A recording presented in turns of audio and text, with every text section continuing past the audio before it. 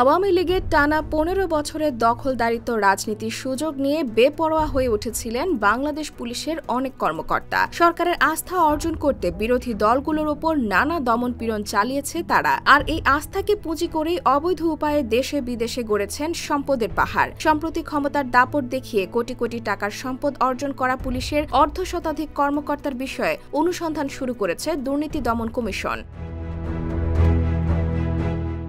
দুদক সূত্র জানায়, আওয়ামী সরকারের দলীয় ক্যাডারের ভূমিকায় অবতীর্ণ হওয়া পুলিশ কর্মকর্তারা ঘুষ বাণিজ্য থেকে শুরু করে পুলিশের নিয়োগ, পদায়ন, চাঁদাবাজি, টেন্ডারবাজি, মামলায় হস্তক্ষেপ, গ্রেফতার বাণিজ্য করে বিপুল অর্থ উপার্জন করেন। মামলার ভয় দেখিয়ে ব্যবসায়ী বা ধনাঢ্য ব্যক্তিদের কাছ থেকে অর্থ নেয়ার অভিযোগও আছে অনেকের বিরুদ্ধে।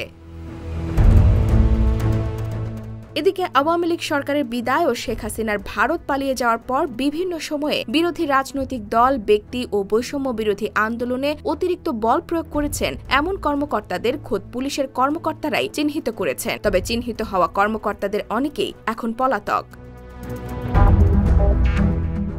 গোয়েন্দা সূত্রগুলো বলছে, উচ্চাভিলাষী ও অপেশাদার ওই পুলিশ কর্মকর্তাদের এখনো পূর্ণাঙ্গ তালিকা হয়নি। তবে প্রাথমিকভাবে সম্মুখ সারিতে থাকা অনেকের নাম উঠে এসেছে। এদের মধ্যে সাবেক প্রভাবশালী আইজিপি বেনজির আহমেদ ও হারুনুর রশিদের নাম রয়েছে। তালিকায় নাম রয়েছে সদ্য সাবেক আইজিপি চৌধুরী আবদুল্লাহ আল মামুনের। তার বিরুদ্ধে পুলিশকে রাজনৈতিক উদ্দেশ্য বাস্তবায়নে ব্যবহারের অভিযোগ রয়েছে। এছাড়া সাধারণ শিক্ষার্থীদের ওপর অতিরিক্ত বল প্রয়োগ ও গুলির নির্দেশ দেওয়ার অভিযোগ রয়েছে। তার বিরুদ্ধে ইতিমধ্যে বেশ কয়েকটি মামলা হয়েছে।